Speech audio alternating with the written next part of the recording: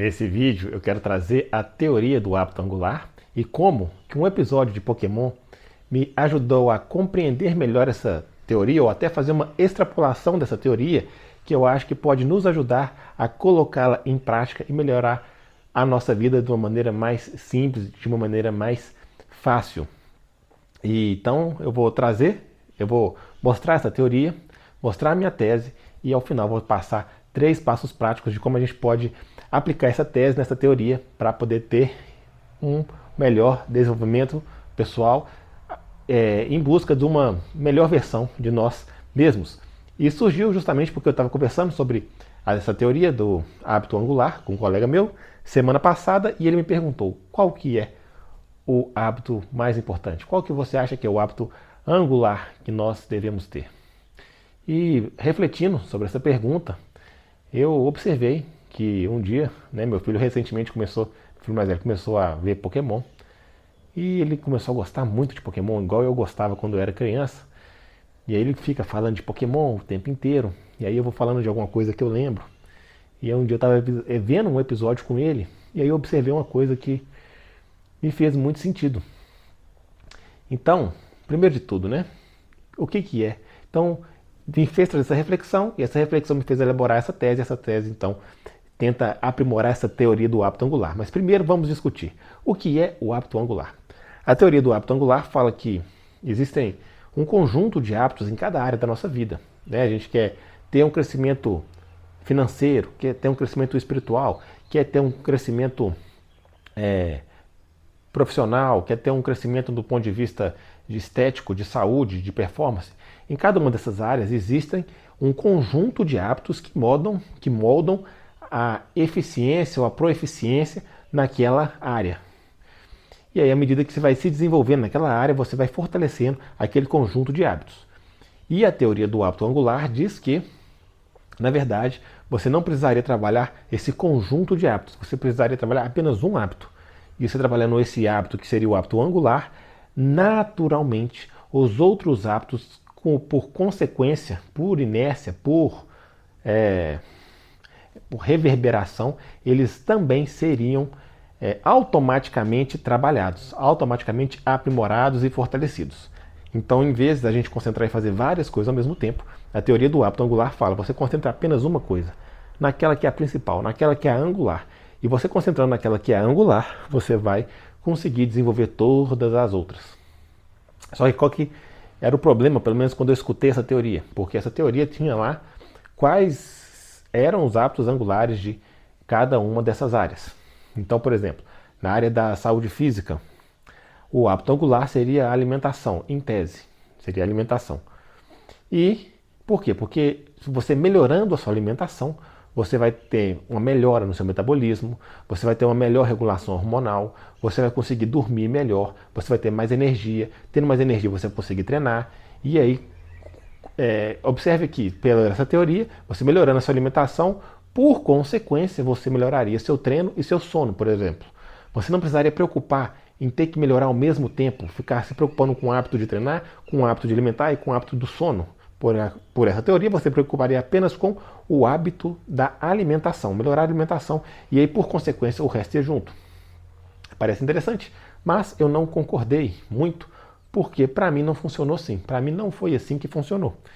Para mim, o meu hábito angular, no caso, foi o treino. E porque eu comecei a treinar, eu queria treinar, eu me apaixonei pelo treino, e aí, para ter melhor resultado no treino, eu comecei a preocupar com a alimentação. Para ter melhor resultado no treino, eu comecei a preocupar com o sono. Então, de fato, a teoria do hábito angular funcionou para mim, mas funcionou sob uma perspectiva diferente, que para mim o treino foi o hábito angular. Porque a partir do treino, automaticamente, o meu sono e minha alimentação começaram a melhorar sem eu ter que ficar preocupando com isso. E aí eu vendo o Pokémon lá, tá, esse é o primeiro ponto. Segundo ponto, o que Pokémon tem a ver com isso tudo, É porque simplesmente, se você viu Pokémon quando você era criança, assim como eu, você deve se lembrar que tem lá o Pokémon elétrico, que é o Pikachu, o Pokémon de fogo, tipo o Charmander, o Pokémon de água, tipo o Squirtle, o Pokémon, sei lá, o Bulbasauro, ele era, sei lá, de planta, aí tem o Onix de pedra, tem o Pidgeotto, que é o voador, Tem o psíquico, tipo o Mewtwo, Psyduck. Então, enfim, tem os tóxicos, tipo da equipe Rocket lá, esqueci o nome daquele Pokémon. Enfim, tem vários tipos de Pokémon e cada Pokémon tem a sua força, cada Pokémon tem a sua habilidade e cada Pokémon tem a sua fraqueza. Então não faz sentido, por exemplo, eu avaliar o Charmander pelo seu poder elétrico, nem pela sua capacidade de dar o choque do trovão. Também não tem como eu avaliar o Pikachu pela sua habilidade de... Aí eu não lembro o nome do poder do Charmander, mas pelo seu poder de fogo, pelo seu poder de fazer o fogo, né? Não tem como eu avaliar isso. Cada Pokémon tem uma habilidade específica e uma fraqueza específica. Então, tem Pokémon às vezes que o poder dele é muito forte, mas ele vai lutar com outro tipo que aquele poder ali não dá. Por exemplo, o Pikachu, ele não adianta ele querer dar o choque no Pokémon de pedra, lá no Onix. Não funciona, ele não dá, por mais forte que o Pikachu seja, o Onix ali, por natureza, é resistente à eletricidade, digamos assim. Então cada Pokémon naturalmente tem a sua força e a sua fraqueza. E aí, refletindo sobre isso, eu pensei, então por que o hábito angular de todo mundo tem que ser igual? Cada um também, nós somos diferentes, somos pessoas totalmente diferentes, então cada um tem também uma qualidade, cada um tem uma fraqueza, cada um tem uma coisa que é boa, que é forte e tem a sua fraqueza. Se cada um tem a sua força e cada um tem a sua fraqueza específica, por que o hábito de todo mundo vai ser igual? E aí eu cheguei então nessa tese, que na verdade, cada um tem um hábito angular. Então, para algumas pessoas, pode ser de fato a alimentação, porque melhorando a alimentação, ela vai ficar mais disposta, mais ativa, com os hormônios mais regulados, vai conseguir dormir melhor, ter mais energia e vai treinar. Para outras pessoas, pode ser igual a mim, que por gostar de treinar, vai começar então para render mais no treino, para ter mais resultado do treino, para extrair mais resultado do treino, vai começar a se alimentar melhor e a dormir melhor por consequência. Tem pessoas que às vezes não, tem pessoas que na verdade elas têm que dormir mais. Dormir mais não, dormir melhor. E a partir do momento que elas focam em dormir melhor, elas vão ficar mais descansadas, ter mais anabolismo, ter mais disposição ao longo do dia. Tendo mais disposição ao longo do dia, elas vão conseguir às vezes treinar e, por consequência, às vezes se alimentar melhor. Então, cada um, na verdade, tem o seu hábito angular para cada uma das suas áreas. Aqui eu estou dando de exemplo a área física, que é o principal tema aqui do meu canal. Mas você pode fazer esse mesmo raciocínio para a área financeira. Se você quer aprimorar a sua vida financeira, certamente tem um hábito angular que vai, a partir dele, você foca apenas nele e ele vai te desenvolver todos os hábitos necessários para você ter um crescimento financeiro. Você quer ter um crescimento espiritual também. Você vai ter um hábito angular ali. Qual que é? Depende, cada um. Aí é isso aí. A minha teoria é que depende. Uns vão falar, ler a Bíblia. Outros vão falar, ir à igreja. Outros vão falar, orar. Outros vão falar, sei lá, fazer um devocional. Outros vão falar, fazer jejum. Outros vão falar, fazer caridade. Existem vários hábitos. Você tem que descobrir aqueles que funcionam para você e qual que é o seu angular. Aquele que a partir dele, você vai focar só nele e ele, por consequência, vai desenvolver os demais. Eu quero ficar mais inteligente. Vai ter um hábito angular também para isso. Enfim, e como então que eu descubro qual que é o hábito angular para cada uma dessas áreas que eu quero desenvolver? O primeiro ponto, então, eu dividi em 3 pontos para a gente poder tentar descobrir qual que é o nosso hábito angular. O primeiro ponto, então, seria descobrir primeiro quais são as nossas forças e as nossas fraquezas. Primeira coisa, como que eu vou descobrir isso? É profundo. A gente vai ter que tentar fazer uma autoavaliação, tentar se observar como que a gente se porta nas adversidades do dia a dia, perceber aquilo que a gente tem mais dificuldade, perceber aquilo que a gente tem mais dificuldade, o que a gente gosta de fazer, o que a gente não gosta de fazer, conversar com pessoas próximas da gente, para a gente tentar entender aquilo que a gente é bom, o que a gente é ruim, aquilo que a gente é forte e aquilo que a gente é fraco, aquilo que a gente tem facilidade, aquilo que a gente tem dificuldade. Esse seria o primeiro ponto. Então a gente conseguir, de uma certa maneira, entender as nossas potencialidades, as nossas forças e as nossas fraquezas. Primeiro ponto.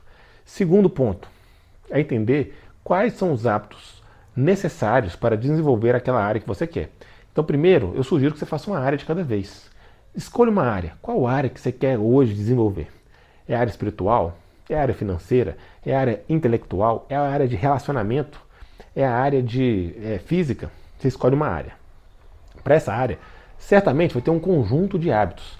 E aí você vai ter que fazer uma investigação. Você pode pegar livros que falam sobre esse tema e pesquisar. Ou hoje em dia você pode até perguntar para o ChatGPT, eu quero...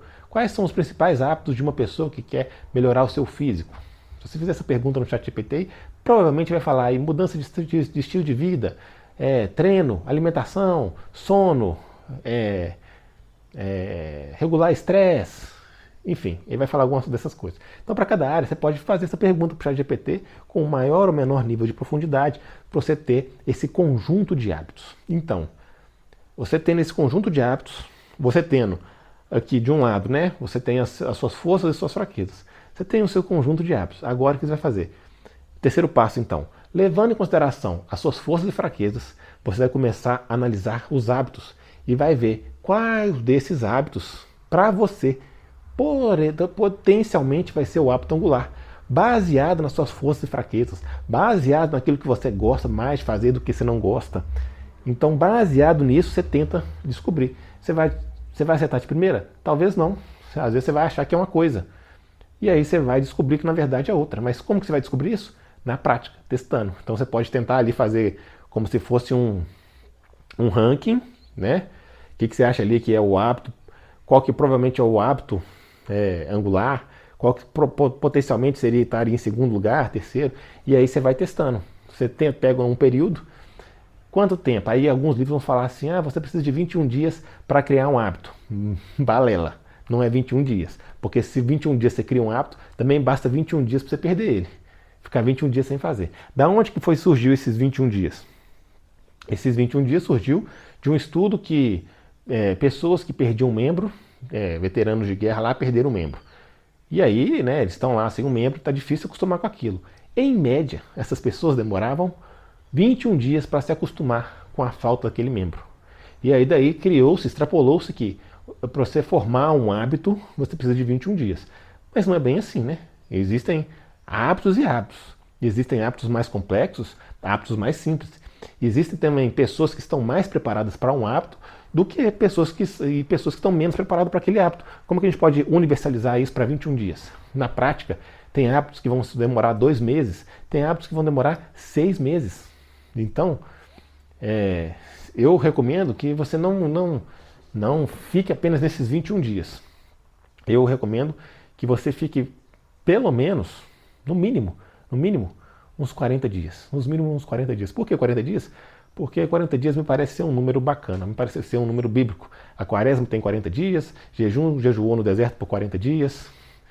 40 dias parece ser um mínimo de um tempo que eu acho talvez seja interessante para um hábito, mas eu acho que talvez você poderia dar pelo menos aqui uns 2, 3 meses, pegar um tempo médio aí, se na média aí desses hábitos, os outros estudos sugerem de 2 a 6 meses, vamos pegar aí, 4 meses a média. Então vamos pegar aí, né, 3, 4 meses, a gente tem que nos dar a oportunidade, porque nada que a gente começa, vai ser fácil. Tudo que a gente começa empolgado no início, daqui a pouco a gente desanima, passa a empolgação, fica a parte que a gente ainda não se acostumou com aquela atividade, fica difícil a nossa tendência a desistir. Para vários projetos que a gente for fazer na vida, a tendência é essa. A gente tem que suportar.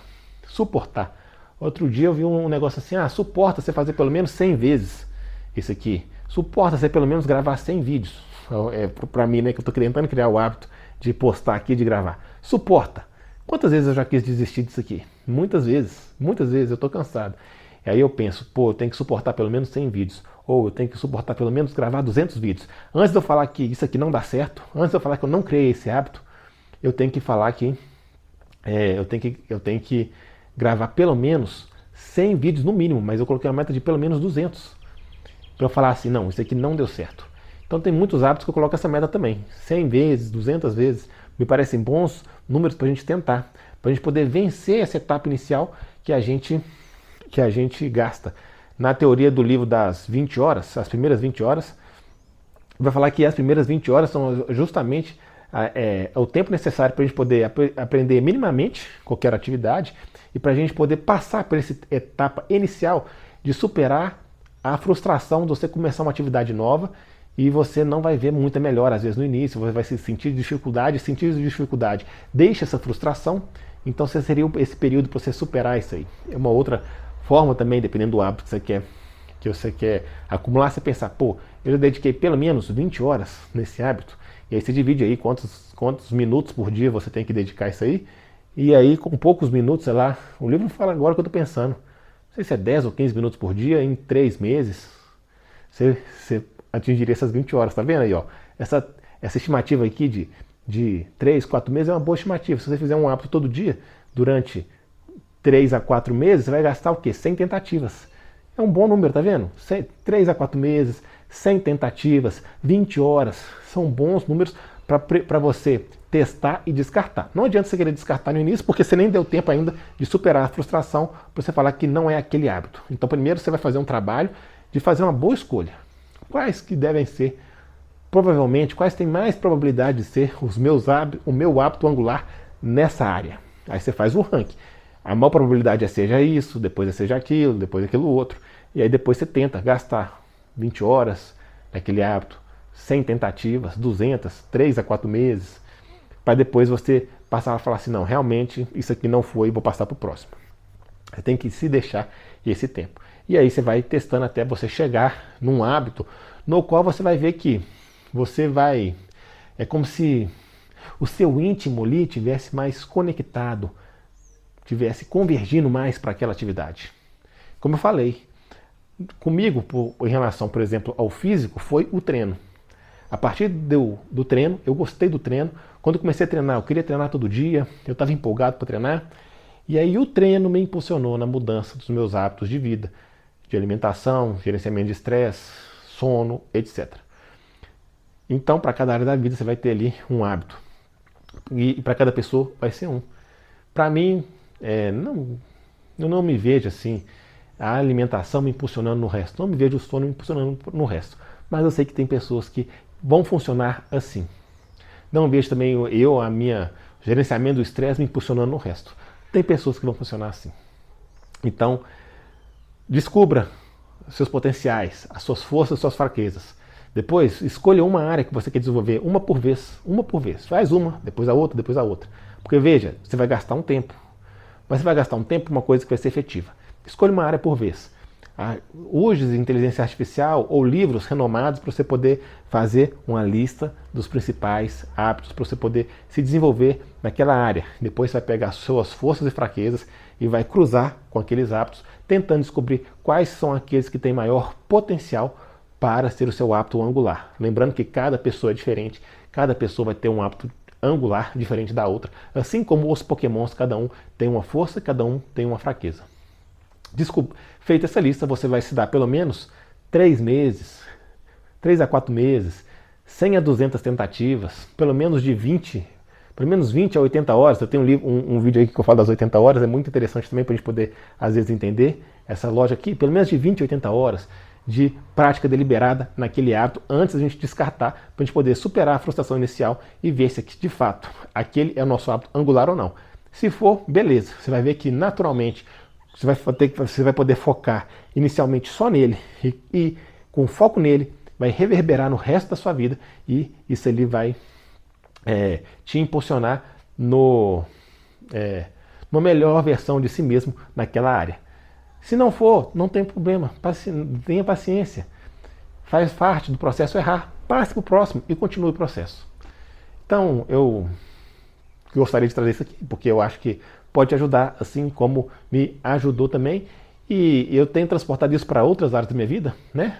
Área espiritual, área intelectual. Eu tenho utilizado esse conceito para poder me impulsionar nessas outras áreas, porque faz sentido que a gente busque a nossa melhor versão de nós mesmos em todas as áreas da nossa vida. E assim como tem me ajudado, eu acredito que talvez possa te ajudar também. Se você curtiu esse vídeo, deixa um like, se inscreva no canal, compartilhe com aquele seu amigo que possa se beneficiar desse vídeo. E deixe aqui também nos comentários se você concorda, não concorda, se você quer acrescentar alguma coisa, ou se tem até alguma dúvida que pode inclusive ser um tema do próximo vídeo, assim como vários vídeos do canal surgem das suas ideias, do seu comentário, da sua dúvida. É isso aí, tamo junto, muito obrigado, que Deus abençoe abundantemente todos vocês e até a próxima.